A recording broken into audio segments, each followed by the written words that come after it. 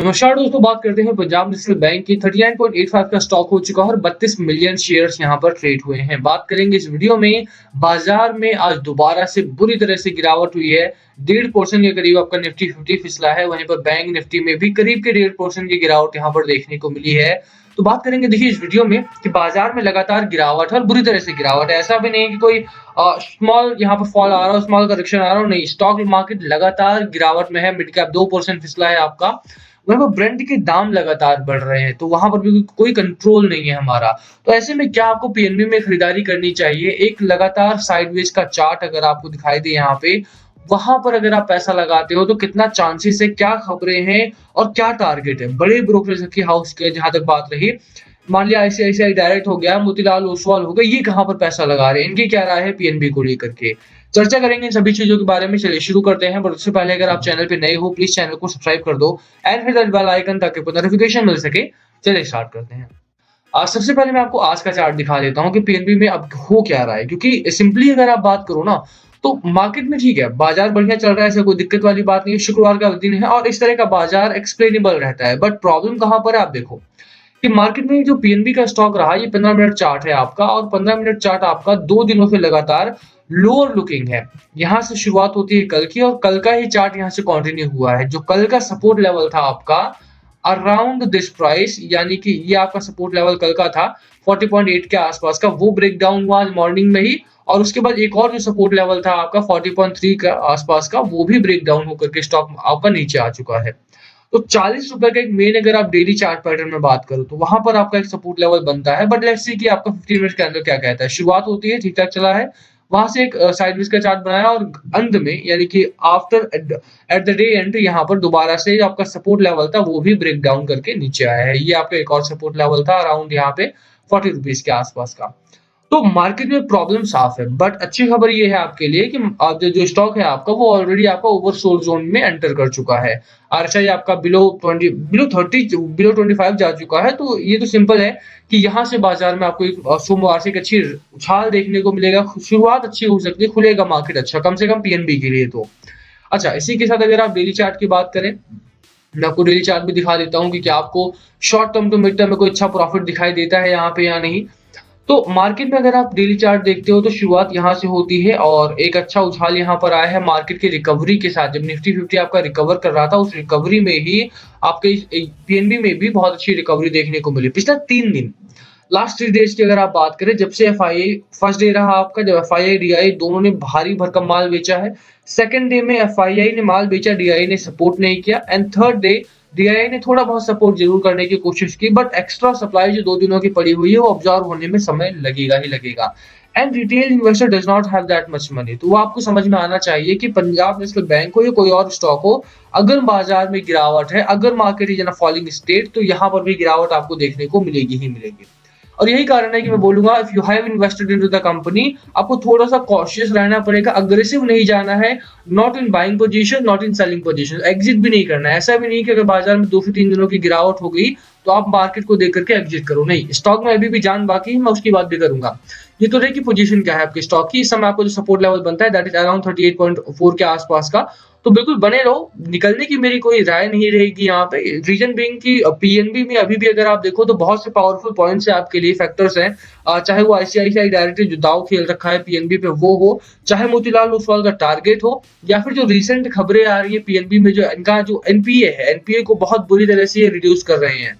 साथ में इनकी जो प्रॉपर्टीज हैं उसको भी ये कम कर रहे हैं, ताकि इनका जो कैश फ्लो है वो बेहतर हो सके, खर्चे कम हो सके। तो वो खबर है, उन खबरों की बात करेंगे यहाँ पे। बट आप देखो कि सपोर्ट लेवल कहाँ पर है आपका। जो एक मेन सपोर्ट पॉइंट है आपका 36.35 के आसपास का, तो वो आपका बरकरार है अभी भी। और अच्छी बात यह है कि 38 रुपीज के आसपास का भी सपोर्ट पॉइंट आपका बरकरार है। तो बिल्कुल अभी भी आपके पास एक अच्छी खरीदारी करने का मौका है। मैं बोलूंगा अगर अभी भी आपने एंट्री लेनी है, आप ले सकते हो, कोई दो राय नहीं है। बाय ऑन डिप्स के साथ ही खरीदारी करनी है, ये ध्यान रखना है। दूसरी चीज आरएसआई की जहां तक बात है, 45 पॉइंट्स का आरएसआई है। मैकडी आपका स्लाइटली यहाँ पर बेयरिश मोमेंटम में गया जरूर है, बट रिकवरी में है। और मार्केट में अगर आप देखें तो डेली चार्ट में 9 डे मूविंग एवरेज और 20 डे मूविंग एवरेज के नीचे आ चुका है। जैसा मैंने बोला, स्लाइट बेयरिश मोमेंटम है यहाँ पे, और बहुत अच्छी रिकवरी यहाँ पर आने की उम्मीद है अगले हफ्ते में। रीजन बहुत सारे हैं उसके पीछे, उसकी बात करेंगे यहाँ पे। बट अभी आपको चार्ट में समझा दें कि स्लाइड खरीदारी करनी है या नहीं? तो बिल्कुल खरीदारी करनी है, उसके पीछे कई बड़े रीज़न्स हैं, मैं आपको वो भी दिखा देता हूँ। पहला रीज़न है कि चार्ट अभी बहुत ज़्यादा कंसोलिडेट नहीं हुआ है, अभी भी आपके पास एक अच्छा मौका है खरीदारी करके पैसा बनाने का। ₹39 के आस-पास का वीकली चार्ट में सपोर्ट है और 35-36 के आस-पास का ₹36 का सपोर्ट लेवल आपका यहाँ पर बन रहा है, जो एक स्ट्रॉन्ग सपोर्ट लेवल बनेगा। वीकली पैटर्न अभी भी आपका स्ट्रॉन्ग है, वीकली पैटर्न मैकडी आपका स्ट्रांगली बुल रन में अभी भी है, मैकडी आपका स्ट्रांगली बुल रन में अभी भी है और जहाँ तक खबरों की बात रही, आप खबरें भी देख लो यहाँ पे कि PNB is looking for consultant to aid in the process of sale of its land and building assets across the country. The Delhi-based lender has floated a tender seeking applications from agencies to assist in the sale of its immovable non-core assets. इनका जो non core asset है ना, उसको बेचने के लिए ये consultant देख रहे हैं। दिल्ली में बहुत सारी प्रॉपर्टीज हैं इनकी और आउट ऑफ दिल्ली में इनके पूरे इंडिया में अगर आप बात करो तो इनकी बहुत सारी प्रॉपर्टीज है जिसको अभी PNB सेल आउट करने की फिराक में है। उसके पीछे कई बड़े कारण हैं। एक टाइम हुआ करता था जब जो सरकारी कंपनी है, जो सरकारी बैंक्स हैं, वो इस तरह की प्रॉपर्टीज ओन किया करती थी एंड इसके एवज में मतलब RBI से पैसा लेती थी। इसको गिरवी रख के आप कह सकते हैं या फिर तो वो सारी चीजें पहले हुआ करती थी। अभी क्या है, अभी अपने पास रिवर्स रेपो रेट बहुत कम हो चुका है, तो सिक्योरिटाइजेशन की इतनी जरूरत नहीं पड़ती है। लोन लेने के लिए अभी जितनी कंपनीज हैं उनके पास बहुत सारी स्कीम्स है under which take the loans और अपने पास अभी क्या बैंक्स को इतना ज्यादा प्रॉपर्टी मैनेज की जरूरत भी नहीं है और यही कारण है कि PNB अपना जो एक नॉन कोर असेट्स है उसको धीरे धीरे करके रिड्यूस कर रही है सो दैट के ये लोग जो है वो अपनी कोर असेट्स पे काम कर सके। ATM रिप्लेसमेंट हो गया या फिर ATM के एक्सटेंशन हो गया, ब्रांच एक्सपेंशन हो गया, वो सारे काम अभी यहाँ पर बैंक को करना पड़ेगा। अभी एक बड़ा रीजन यहाँ पर यह है कि कंपनी का अगर आप खर्चा देखो तो 5400-5600 करोड़ के आसपास का एक्सपेंस है। इनका एक्सपेंस में बहुत ज्यादा गिरावट नहीं हो रही है and they need to reduce the expenses also in order to improve the net profit. तो वो चीज अगर इनको करनी पड़ेगी ना तो वहां पर नॉन कोर एसेट्स का रोल यहाँ पर थोड़ा सा कम करना पड़ेगा और यही कारण है कि PNB is in the process की अपना नॉन कोर एसेट जो है वो कम किया जाए। अब इससे क्या होने वाला है, आपके खाते में कितना असर पड़ेगा भैया? तो अगर आपको पता है कि Q3 अगर अच्छा आया, क्वार्टरली रिजल्ट अगर अच्छे आते हैं, उससे अगले क्वार्टर की एक गारंटी हो जाती है कि नहीं यार अब यहाँ से स्टॉक तो आपका बढ़िया चलेगा ही चलेगा। और वही चीज मैं आपको यहाँ पर बताना चाह रहा हूँ कि अगर कंपनी ने इस तरह का फैसला लिया है and they are reducing their removable non core assets, इसका मतलब है कि कैश फ्लो बढ़ने वाला है। अगर बैंक का कैश फ्लो बढ़ता है, सीधा मतलब आएगा, सीधा उसके फर्क पड़ेगा नेट प्रॉफिट पर in the short term and long term में फर्क पड़ेगा उसके मार्जिन पर। तो मार्जिन इनका बढ़ेगा इस क्वार्टर में। तो थोड़ा सा लंबा अगर आप सोच के चलते हो, नहीं यार 2 महीने 2.5 महीने के लिए मुझे पैसा लगाना है इस बैंक पे, तो बिल्कुल go ahead bye the stock. Company अच्छी गजब का यहाँ पर रिटर्न मिलेगा, इसमें कोई दो राय नहीं है। जस्ट बिकॉज की मार्केट अभी गिरावट में है, उसको देख करके आपको सडन एक वो नहीं लेना है, प्रेशर नहीं लेना है अपने ऊपर कि नहीं यार अभी क्या मार्केट गिरावट में है, should be buy the stock और should be ignore the company. तो वो चीज में मत फंसो, क्योंकि बैंक और जो आपका PNB बैंक है, पंजाब नेशनल बैंक है आपका, उसकी बुक वैल्यू अच्छी है, फंडामेंटल्स अच्छे हैं, bank is in the process to reduce NPA also. तो मुझे लगता है कि एक्सपेंसेस के साथ साथ ना सिर्फ मार्जिन इंप्रूव होंगे बल्कि एक्सपेंसेस इंप्रूव होंगे। साथ ही में ही अगर आप बात करो तो यहाँ पे नेट प्रॉफिट और NPA भी इनका काफी कम होने वाला है। तो मेरी राय रहेगी कि खरीदारी करके चलो, अभी भी बेचने की मेरी कोई सलाह नहीं है यहाँ पे, क्योंकि बैंक अच्छा है, short term to mid term में आपको अच्छा मुनाफा देगा।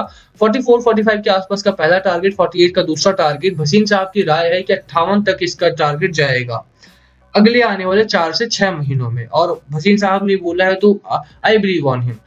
छोड़ देते हैं उनको भी, फिर भी फंडामेंटल्स पर आपको भरोसा करना चाहिए। जहां तक बाजार की बात है, बाजार को लेकर के पैनिक मत करो, बाजार में अभी भी आपके पास होपफुल है कम से कम मैं कि जो FII की बिकवाली है वो जल्द ही रुकेगी। ब्रेंट के दाम जो है वो थोड़ी से भी कंट्रोल होने वाले हैं, बट लेट्स सी क्या होता है क्या नहीं। अभी के लिए कल का बाजार बढ़िया रहा था बिकॉज DII ने मार्केट को कंट्रोल करने की कोशिश की थी। लेट्स सी क्या होता है क्या नहीं। खरीदारी करने की मेरी अभी सलाह है, बाकी last call must be yours.